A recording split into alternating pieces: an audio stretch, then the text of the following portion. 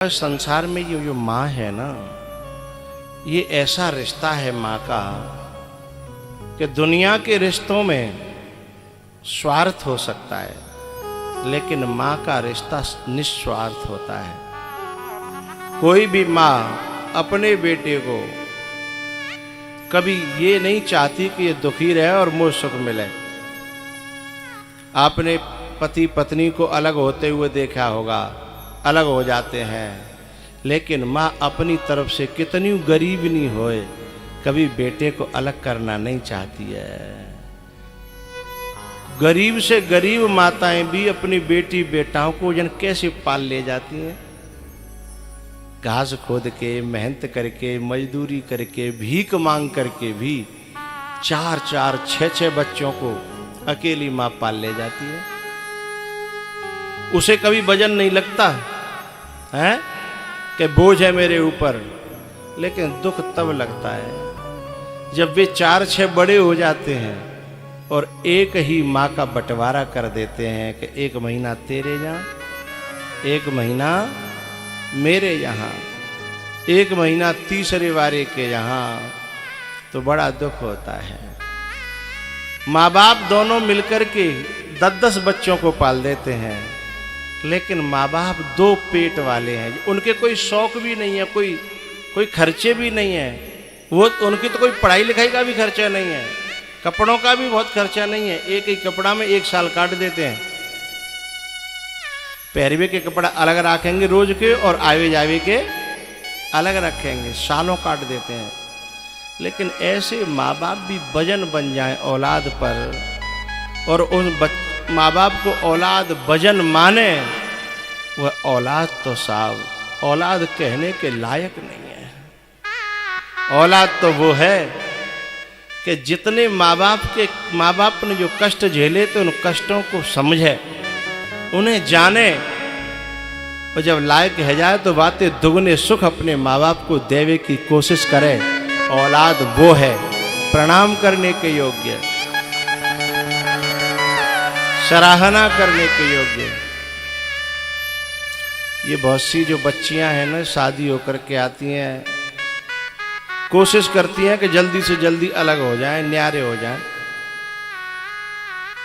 लेकिन मैं एक बात बताऊं, उन बच्चियों से एक बात कहना चाहता हूं। तुम्हारे घर में तुम्हारी भाभी आई है मायके में, और वो तुम्हारे भैया को तुम्हारी माँ से अलग कर रही है, तुमको दुख होता है कि नहीं होता? यदि भैया भाभी अलग हो जाए तुम्हारी माँ से, और माँ अकेली पड़ जाए, तो तुम्हें ससुराल में भी दुख होता है। काश माँ मेरे हिस्से में होती तो मैं माँ की सेवा करती। ऐसा होता है ना। और बेटी ये चाहती है कि माँ मेरे हिस्से में होती। लेकिन एक बात बताऊं, ये परमात्मा का बड़ा विचित्र न्याय है। तुम जहां आई हो वहां सेवा करके देखो, इसका बदला परमात्मा तुम्हें वहां देगा जहां होना चाहिए।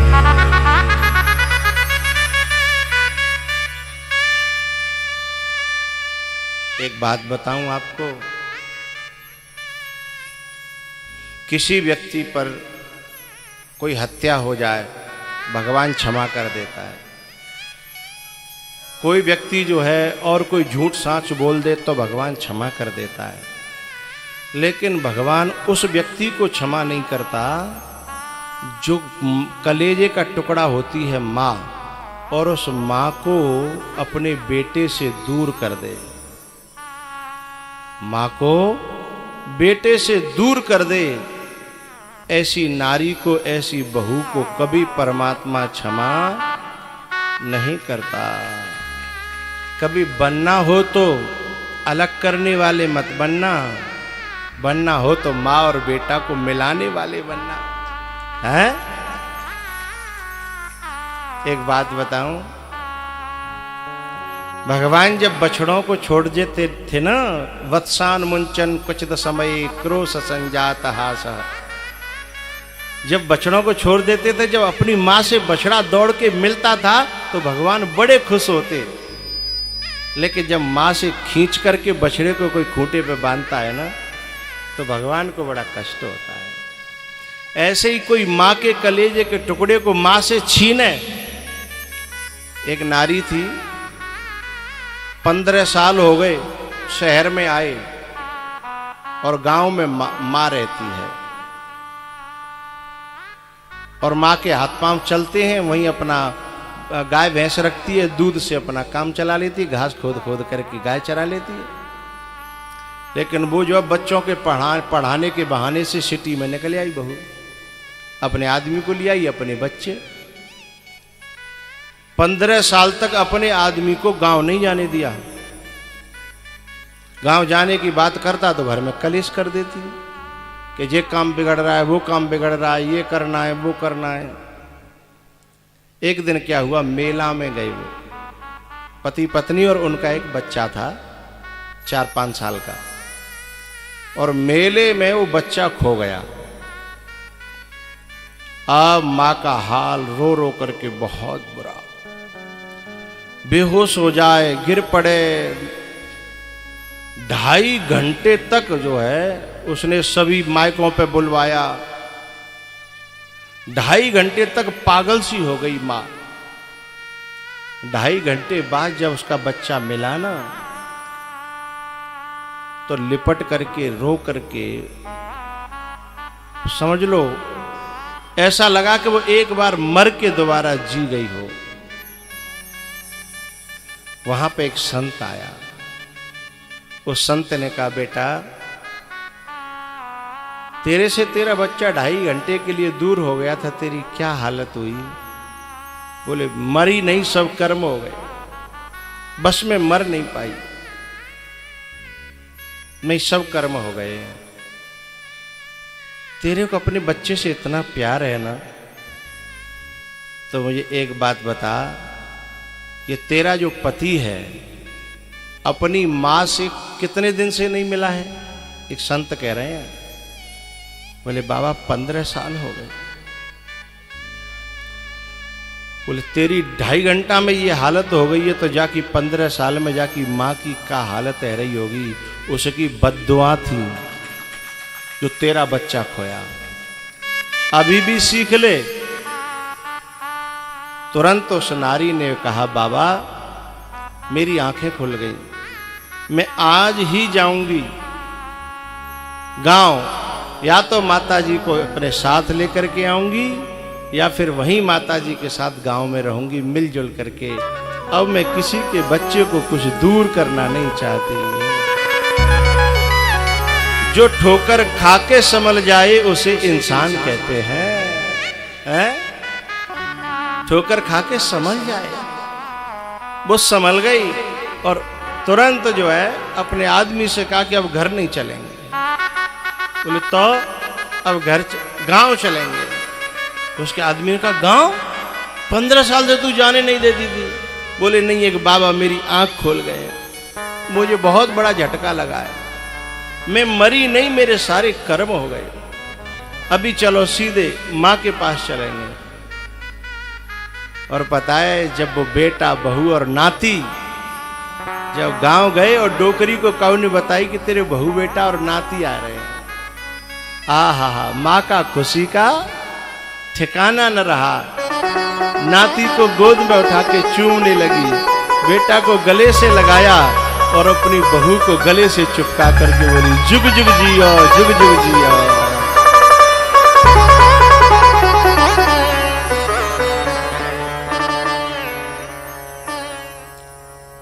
धन्य है ऐसी बहुओं को, ऐसी बहुओं को मैं नमन करता हूं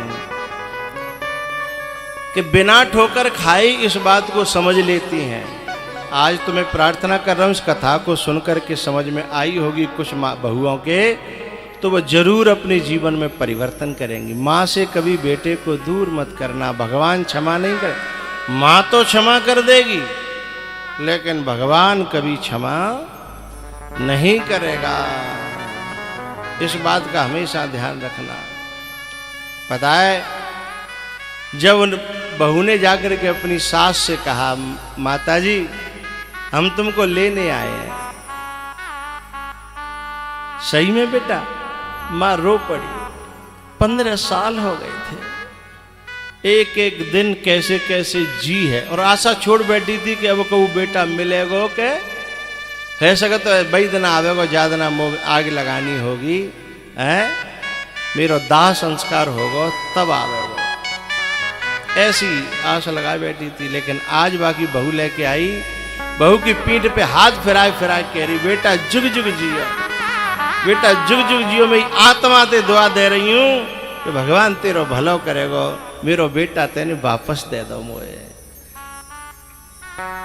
तो सास ने कहा कि मेरा शहर में मन नहीं लगता बेटा, तुम एक काम करो, ज्यादा दूर तो है नहीं, तुम हफ्ता में 15 दिन में डोल जा करो।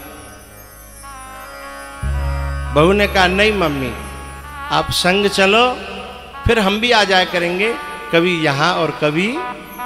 फिर माता जी को ले आई, फिर वो जो जहां जिस घर में वो रहते थे ना, अब तक वो शमशान था, जिसमें बड़े बूढ़े न हो, जिसमें माता पिता न हो, शमशान ही तो है। और जैसे ही अभी की वो माँ आई तो वो घर में देवता आ गया, तो वो घर मंदिर बन गया है। शमशान में भूत प्रेत रहते हैं और मंदिर में भगवान रहते हैं। माँ की प्रतिष्ठा हो गई, माँ की प्रतिष्ठा। एक बात बताऊं, आप में बहुत सी ऐसी बच्चियां बैठी होंगी जिनकी माँ रो रो के मर गईं, लेकिन उनकी भाभियों ने माँ से बेटे को मिलने नहीं दिया। अब उनके मन में टीस रहती होगी ना कि मेरी माँ ऐसे मरी, मेरी माँ ऐसे मरी, मेरी चलती तो मैं ऐसा होने नहीं देती, ऐसी टीस रहती होगी ना। तो ऐसा कभी मत कर। जो इतनी बद्दुआ मिलती है माँ की, और माँ की बद्दुआ को भगवान भी नहीं टाल पाता। माँ दुआ दे या बद्दुआ भगवान से टाली नहीं जाती। माँ की दुआ या बद्दुआ कभी खाली नहीं जाती।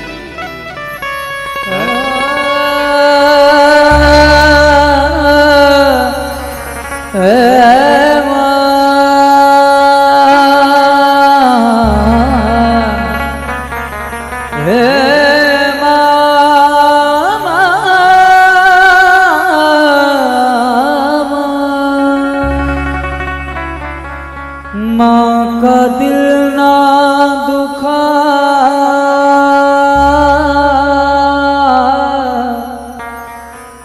माँ का दिल ना दुखा, ये प्रभु की अमानत है माँ का दिल ना दुखा।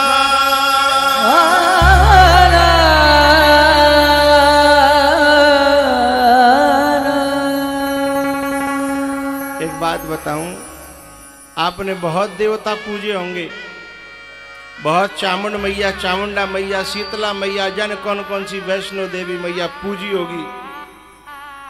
पता नहीं आशीर्वाद मिला होगा कि नहीं मिला होगा, लेकिन अपने घर की मैया को चाहे कितनी नाराज है गई हो, कितनी दुखी हो तुमसे, लेकिन जब तुम जाके पाँव छीले हुए ना, सब नाराजगी दूर रह जाएगी और पीठ पे हाथ फिरावी, कोई बात ना है, मेरो ही तो है, कोई बात ना है।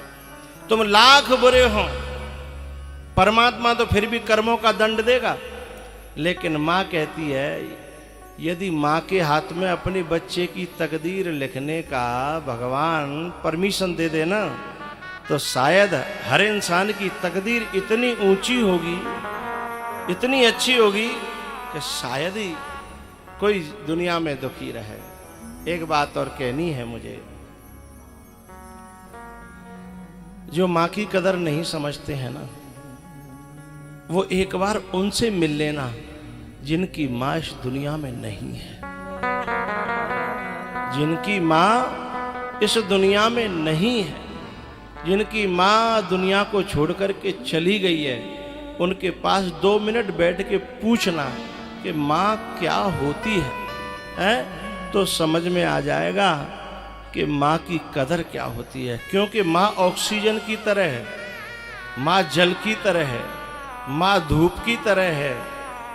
जो ये भरपूर मिलते हैं तो इनकी कोई कीमत नहीं समझते हम, लेकिन यदि 4 दिन न मिले ना, पानी 2 दिन न मिले, तो ऑक्सीजन तो 10 मिनट न मिले, हैं, तो पता चल जाता है, हैं? एक बात बताऊं, जब यहाँ प्रसाद बंटता है ना, ये आदमी जितने हैं ना सब यहीं प्रसाद लेंगे और बुक्का मार के घर चले जाएंगे, लेकिन माँ है ना, अपनी साड़ी के पल्लू के छोर में पूरा प्रसाद बांधती है, हैं? केला अलग ले लेगी और बामे चिरवा अलग ले लेगी, रेवड़ी अलग ले लेगी और बांध के ले जाएगी। फिर घर में आवाज लगावेगी, फलाने आजा, डिकाने आजा, हैं? काहे? बोले प्रसाद लाई, ले तूने ले ले, तूने। अपना पेट उसे प्यारा नहीं है, हैं? अपना स्वाद प्यारा नहीं है, हैं? वो उन्हीं के लिए। कोई कोई बहू तो अपनी सास को दुश्मन समझती है। अरे पागल है, तू भूल गई तो घर में बुलावे के लिए कितना बुलवा दे वाने की मेरी बहू आ रही है ना? कैसे कैसे दरवाजा सजाया हाथों वाने, है ना? कैसी उली उली फिरी, कैसे कैसे मंदिर में पूजा करी कि मेरे घर में एक अच्छी सी बहू आ जाए, बहू आ जाए। वो तेरी दुश्मन हो सकती है? अरे तेरी बुद्धि मारी गई है तो अपनों में दुश्मन दिख रहे हैं और दुश्मन अपने दिख रहे हैं। जो तेरी माँ के बारे में तो भड़का में, तेरी सास के बारे में तो भड़का में, दुश्मन तो बे हैं? माँ तो तेरे को हमेशा अच्छा देखना चाहती है।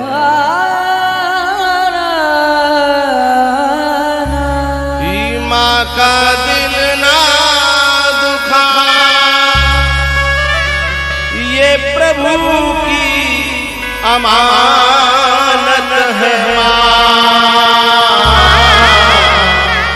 माँ का दिल ना दुखा,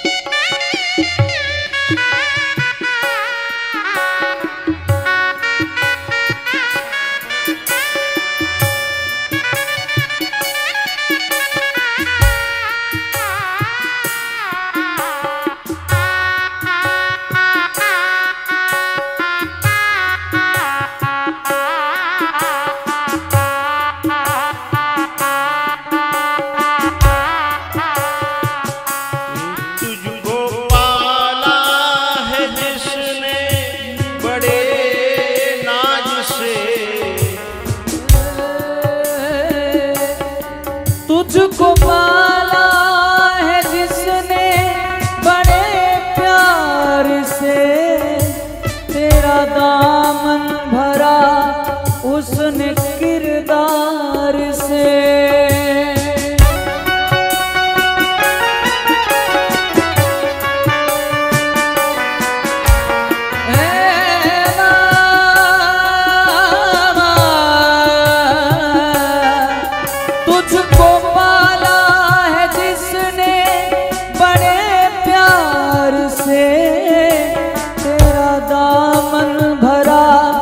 उसने किरदार से नन्ही सी जान पर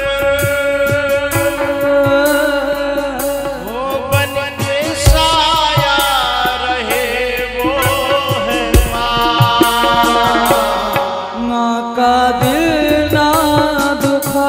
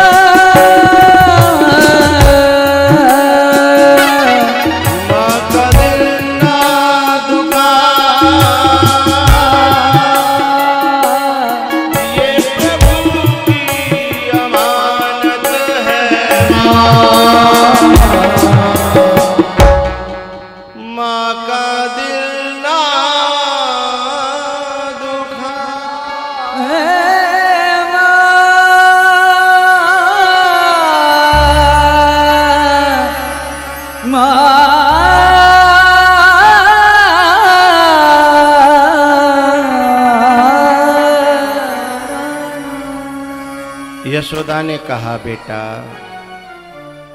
मेरी तो भगवान से एक ही प्रार्थना है, क्योंकि मैं माँ हूं, तू जहां रहे सुखी रहे। आज भी माताएं काऊ की बहू कलेश कर रही हो माँ के पास बेटा जाते समय और माँ को पता चल जाए तो माँ क्या कहती है बेटा से, तू मेरे पास मत आओ करे, तेरी घरवाई कलेश करते है ना, मेरे पास मत आओ करे, बस मोए मालूम पड़ जाए कि मेरो बेटा सुखी है, मैं तो बई में खुश हूं, तू दुखी रहे, तेरे ते कलेश होए तो मैं काय की माँ, और मेरे हाथ पांव चल रहे हैं ना, तब तक मुझे कोई दिक्कत ना है, परेशानी ना है। और सुन, मैं तो अपना दूध बूंद में ते काम चला लेती हूँ, मैं कोई शौक ना है, मैं कोई खर्चा ना, इसलिए पैसों की तू मुझे देवे की ज़्यादा कोशिश मत करो करे, क्योंकि तेरी घरवारी कलेश करेगी ना। अब सोचो, अपने कलेजे के टुकड़े को दान कर देती है। लोग तो कहते हैं कन्यादान हुआ है, कन्यादान नहीं हुआ। सच में तो माँ ने अपने बेटे को किसी दूसरे की लड़की को अपना बेटा दान कर दिया है। सच बात तो ये है। वो सास कहती है, वो माँ कहती है कि बहू को खुश रख, तेरे बच्चे खुश रहें, तू जहां रहे, चाहे दूर रहे चाहे पास रहे, बस तू खुश रहे, इसी में मेरी खुशी है। भैया माँ से विदा लेकर के भगवान आगे बढ़े। गोपी और ग्वालवाल जब तक रथ दिखता रहा तब तक रोते रहे, देखते रहे, और जैसे ही रथ जो है दिखना बंद हो गया, कोई कहीं गिर पड़ा, कोई कहीं गिर पड़ा, कोई कहीं गिर पड़ा। ब्रज का जो हाल था वो बहुत बुरा था।